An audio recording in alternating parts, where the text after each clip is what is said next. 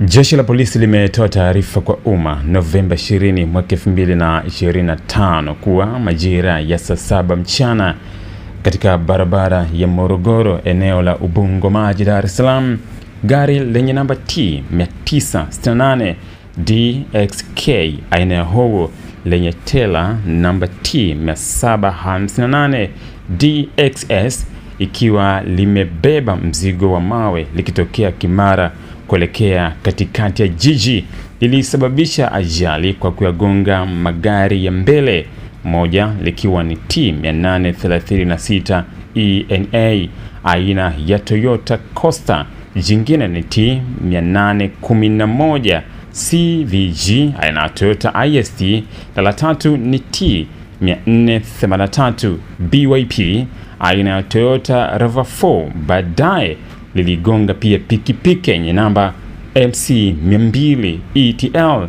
aina ya Boxer na kusababisha majeruhi kwa dereva wa pikipiki na kifo kwa abiria mwanamke aliyekuwa amepanda pikipiki hiyo. Dereva wa lori hilo alikimbia baada ya ajali na anatafutwa ili awajibike kwa mujibu wa sheria.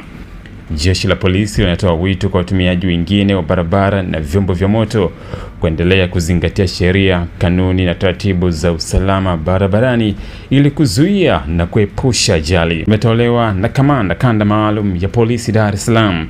Jina langu ni Onesmo Sangalali.